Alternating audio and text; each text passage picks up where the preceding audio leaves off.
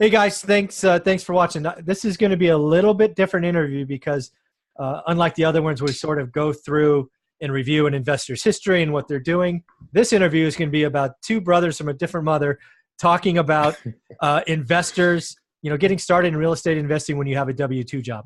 I found Jay Helms on Facebook because of the title of his Facebook group. And we're going to dive into this a bunch because, again, I think our stories are very similar. So, Jay, how you doing?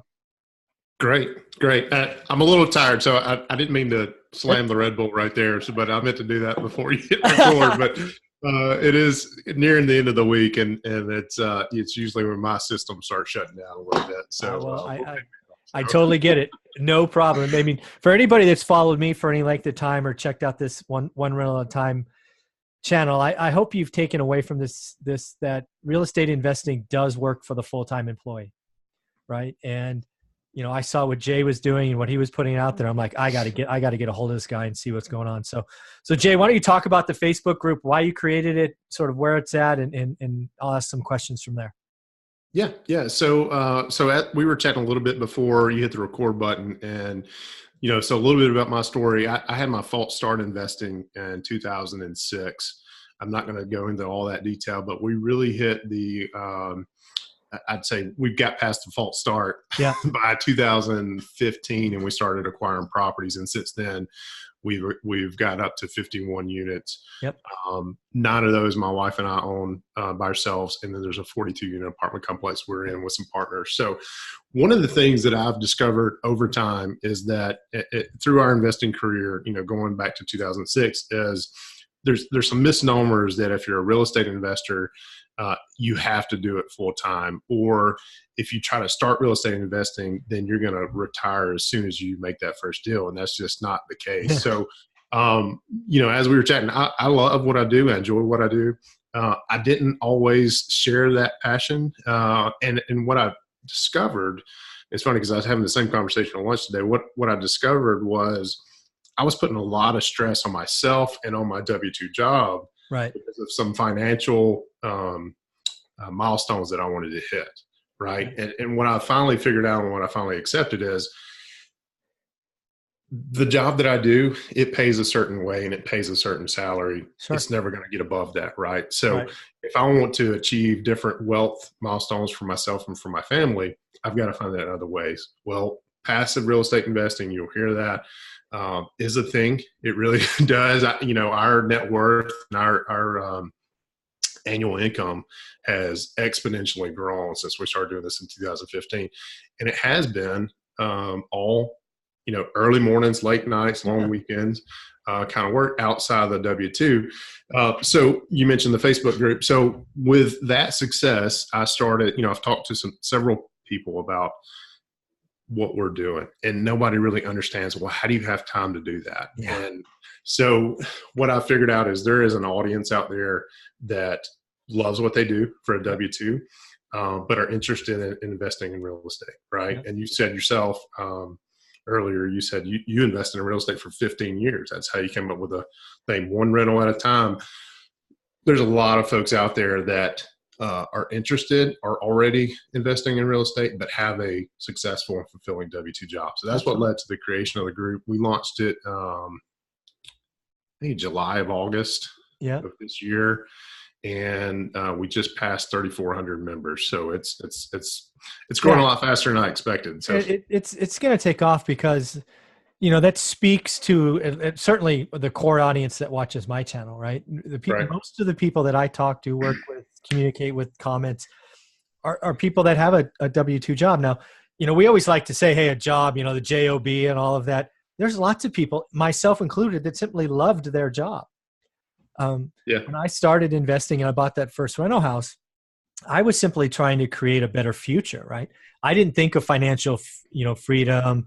I certainly was investing for cash flow. I don't bet on appreciation. I was the classic buy one, then go buy the next one and buy the next one. And, you do that for long enough, you use a 1031 exchange to get, more stuff. And, pretty soon you can exit the system when the JOB does have changes and, it's time to go, right? You just know when that is.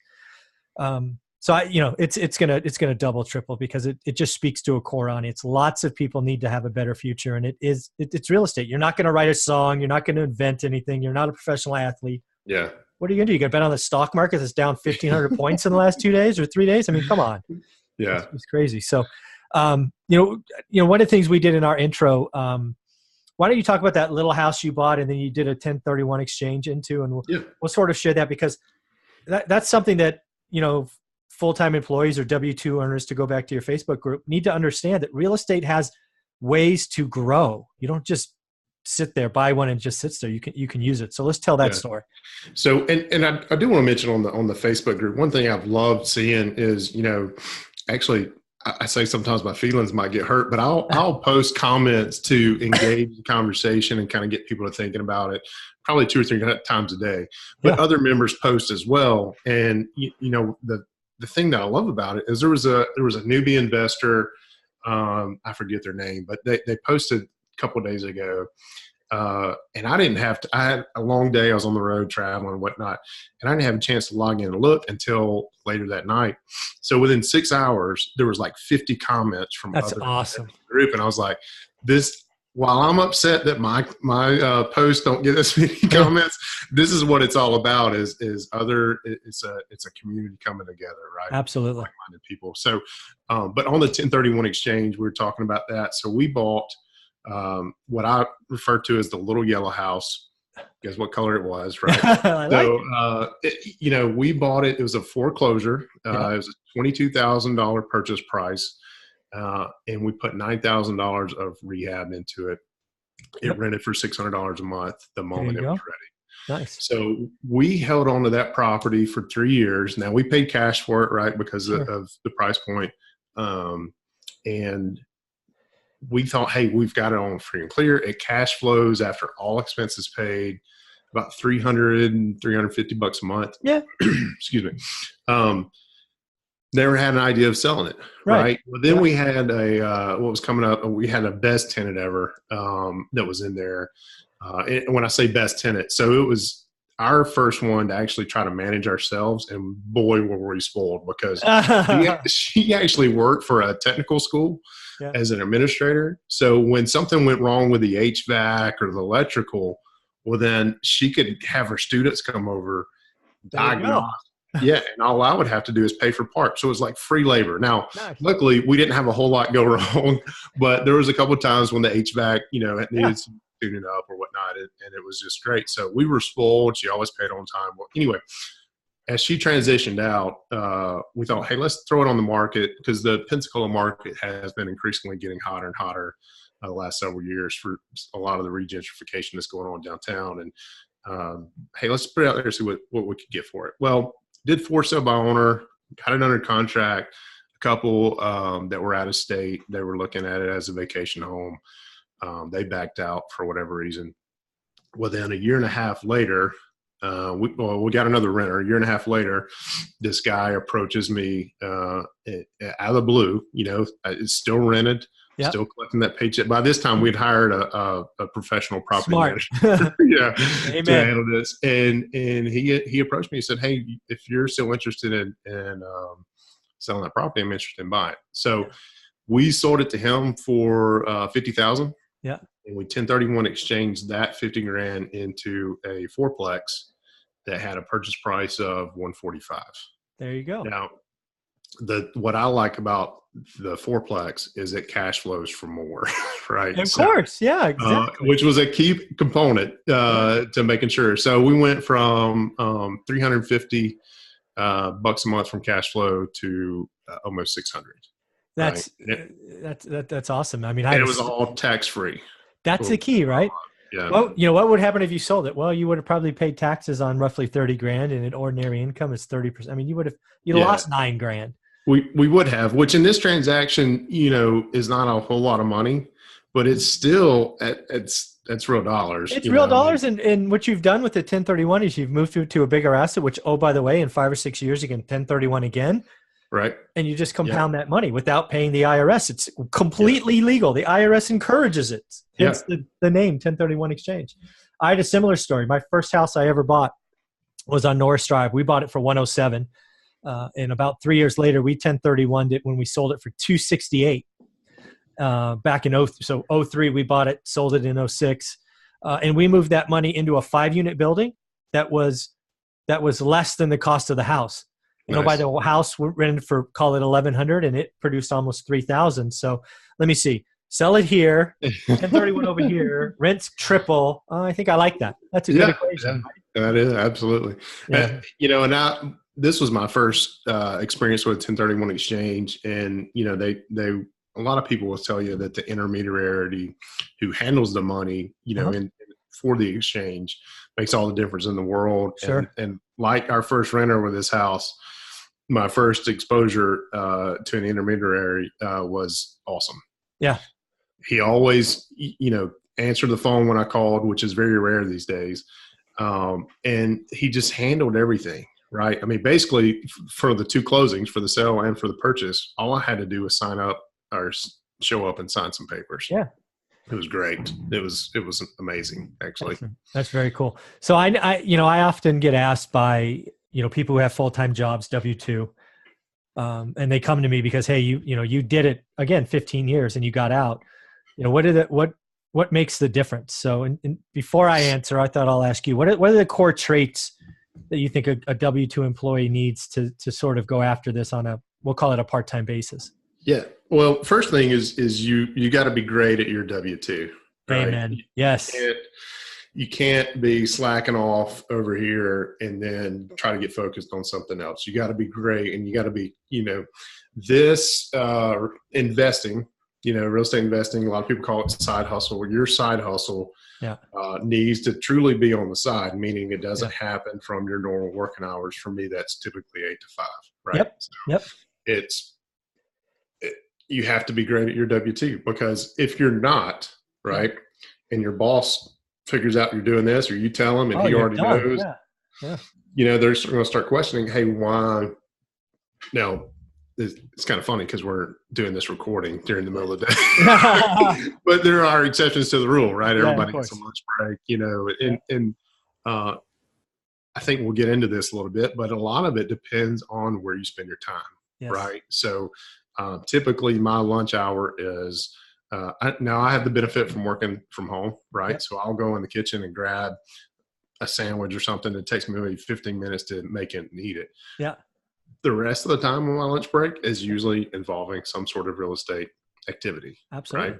Yeah. Where if I was in an office, or if I wasn't disciplined and really dedicated to my side hustle, I may go out to lunch with coworkers and spend, you know, an hour and a half with them, just shooting the bull or go shopping or whatever. Unproductive. Yeah. Unproductive. You know, there's something, you know, I talk about time for a minute. Everybody's got the time, right? Yes. It's just, they're using it for things that are paying the wrong dividends. Yeah. Right. So, you know, I get up at 5 o'clock in the morning because that's a couple of hours before the rest of the house gets up. Amen.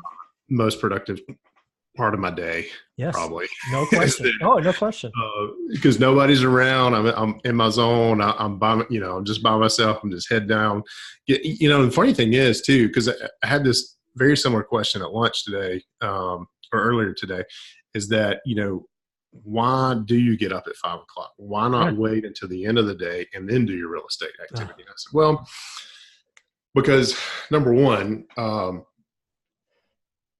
my W-2 is high demanding, it's high stressful. So at the end of the day, I'm ready to go have a beer and put my feet up. Yeah. Amen. And once I do that, my motivation factor goes way down.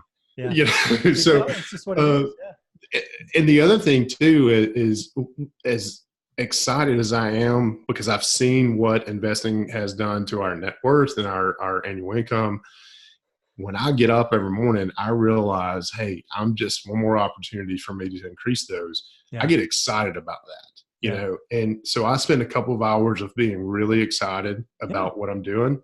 And that just propels me into what I do for my day job. Right. So it puts me in the right mood, you know, instead of waking up and, because if I had to weigh the two, right, I would do real estate investing full time. Right. Well, I'm not to that point yet. Yeah. Again, I really like you, I mean, it took you 15 years, I think, to build the portfolio you have now. Correct. Probably somewhere along that line, you could have said, you know what, year 10, I'm done. I check out, but you enjoy what you do. Yeah.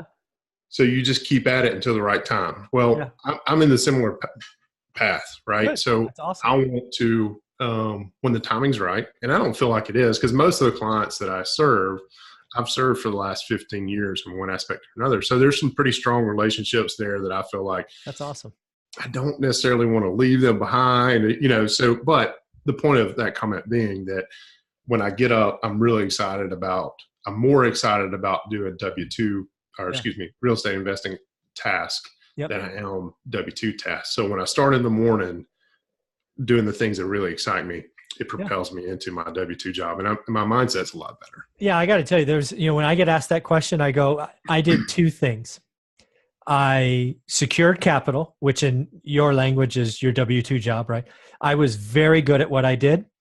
And, I traveled 100,000 miles a year on airplanes, 100 nights in hotels. So I had a demanding full-time job and was rewarded for it. But my job number one, secure capital. Job number two was find deals. And now what does that mean? Just like you're saying, I got up at 5:30, 6 o'clock every morning for almost 15 years straight, every day, including Saturday and Sunday, to do real estate, right? That's where I found the deals. That's where I was communicating with agents. That's where I was, all that stuff. That's a choice. And it became a discipline and a habit. And, that's where everywhere I found my deals was in those first 2 hours. Because for me, you do that, then you got to go jump on an airplane, or you go do a client meeting, you have a client dinner and all this other stuff. I got nothing left at the end of the day. I am done, tapped out, I need the check. I'm out of here, because the day's just not my own. So that's all I did. I didn't do any repairs. I didn't do any lease up. I had a property manager since day one. I didn't do anything else. I secured capital, good at my job, and found deals. Everything else was outsourced, and I paid outsource as much as possible. Yeah, absolutely. So I think that's critical. I want to take this to the next step for you, and I know you've recently created a mastermind for the W-2 employee. I want to make sure we touch on that, because I've been to a couple of masterminds and they're game changing. So why don't you talk about yours and where you see it going?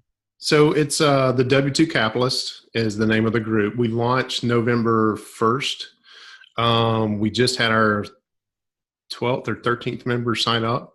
So it's a virtual mastermind group. And a lot of people don't really understand what a mastermind group is. If they don't, I kind of point them toward Napoleon Hill, who Think and Grow Rich. Yep. So, it's just like-minded people coming together to help one another achieve their goals is the best way that I can define that. So virtual meetings happen twice a week. We may bump that up to once a week. Yep. Just because of the consistency, I think it's going to help everybody there. Yeah. And we're challenged, right? So I'll challenge the guys right now. We're going through the 12-week year by Brian Moran to focus on goal setting and for 2019, so we can blast into 2019. So that's awesome. There's a book, I'd say quote unquote book club. So we have about a book a month. And then we have weekly and daily challenges that come from that, whatever the topic is for the month. So, and then there's the most important factor to this, or the most beneficial factor, is not necessarily that, but it's the accountability hot seat and the ability to jump. You're talking to folks across the world, and I say the world because we've got a couple of military guys that are in the group that were based in Afghanistan, and one was based in Hong Kong, I think, or somewhere in China. Anyway, he's now back stateside. I think that's why I'm a little confused. But, it's just like-minded people coming together and throwing the ideas up, and there's a variance of experience there. One of our members, she's been investing for 30 years. She has her broker's license. And then so you've got that end of the spectrum, and then you've got down to the guy who hasn't done his first deal yet, right? He's been stuck on this analysis paralysis thing. And so his focus is we're trying to push him to do his next deal or do his first deal. So, so there's an accountability hot seat. Everybody has their own goals they're working for. the accountability hot seat, the challenges Yeah. in the book called, it's the W2 Capitalist. So that's where we are today, where I see that going. So we're just starting this, right? So November 1st, we launched it. Where I see that going is we're going to have teams of 10 to 15, and we're going to start grouping those teams based on niche. Yeah. Right. So if you're a buy and hold person, you're going to be in one group. We may end up having like buy and hold north, buy and hold east, buy and hold west, so that time zones match up. And then, there's flippers and there's also wholesalers. So I see that as this thing grows, I'd love to have 100 students, right, or 100 mastermind members, and we'll be able to really focus in on those. And then once we get multiple teams, we'll turn it over to team leaders. And the teams will decide if somebody coming in can join the group or if they can't. Right. And that's where the mastermind really starts to take off and really produce what it's supposed to produce. Yeah. I got to tell you that, masterminds for me are just as you described, they're best done when you sort of anchor on a concept or team or theme, which you clearly have with the W2 Capitalist. Fully recommend people check it out. Then having the wide spectrum is awesome, because what I've seen a part of masterminds and all of that is that variance is awesome, because even the folks that have been doing it, 15, 30 years, we're going to learn stuff from people not done a deal yet, because technology is different, or lead sources are different, or apps. And it's the cross-pollination of that is awesome. And, I really like the hot seat and the accountability. You can do lots of things on your own, which I was guilty of the first 10 years, right? Sort of in my 6 a.m. to 8 a.m. just beating on my Excel spreadsheet. Yeah. It changes when you network with like-minded individuals, share what's going on, tell them what you want to do, and they ask you, it's like, how'd that go? Oh, I didn't do that. Yeah. There's so I lead this group, but I'm also part of a mastermind group too. And this past Tuesday was my chance to have accountability hot seat. So I'm going in there, and and they're okay. They don't beat you up too bad. But one of the guys, and he's relatively new to the group too, he just looks at what I'm doing and what we're talking about on my goal sheet, and he goes, "I get what you're doing there." He goes, "But instead of measuring it this way, why don't you measure it this way?" Yeah. And it was like, yeah, exactly. And I said, "I get what you're saying, because now that if I put that metric in there versus what I have, there's more pressure for me to get it done." And it was like 2 word changes, right? And that's what I love about it, because there's when you get around a collective group of people who have their own opinions and own way of thinking and addressing issues, you're just exposed to so much more. And if you're open to it, you're just going to do so much better. Yeah, right? I think so. Yeah, it's going to be a great success for you. And I can see you taking this. Your vision is very clear, and I see it happening for you. So I know we're right up on the time. You want to sort of close out with any last minute thoughts or comments? This has been a lot of fun for me. Yeah. So I'll give one last little tidbit, because I recently grabbed this. I say recently, probably 6 months ago. I am not a morning person. Okay. And I've never really been a morning person until we started having kids. And then you really figure out, where your time availability is. But the first of this year, I tried getting straight up at 5 o'clock. I typically would get up at 7. Couldn't do it. I'd be hit and miss. It wasn't consistent. I'd hear the buzzer go off and I'd just hit snooze. Well, then I heard this again, part of this mastermind group, this light bulb went off, and it's like an exercise, right?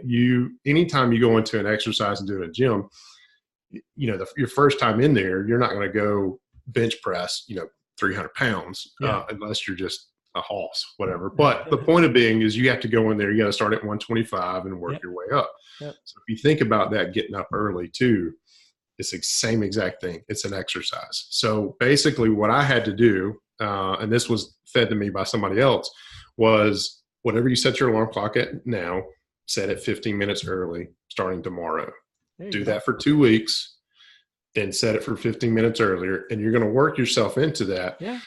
And whatever the goal time is, say if you want to get up at 4:30, keep going until you hit it. And then but like now, I've been doing this for about 5 months. Thanksgiving week, I got off a little bit because we were traveling and stuff. But now I typically get up before my alarm goes off at 5. Awesome. So the other flip side of this, I'm not advocating losing sleep, right? Everybody needs to get like 7-8 hours of sleep. Yeah. This also means you got to go to bed earlier. Amen. Right? Yes. So same exercises before. If your favorite show comes on at night, DVR it and watch it at some other time you have available for that. Start going to bed earlier. You got to get that 7 or 8 hours of sleep to wake up refreshed and ready to go. So very, very cool. Well, thank you for that. I love that little nugget some people could take for action. So again, thank you for your time. I think what you're doing at the Facebook group, the mastermind, is exactly what W-2 employees need. I think they needed like-minded people surrounding them. So I applaud you for that. And with that, we'll say good day. Thanks, Michael. Thanks for having me. Yep.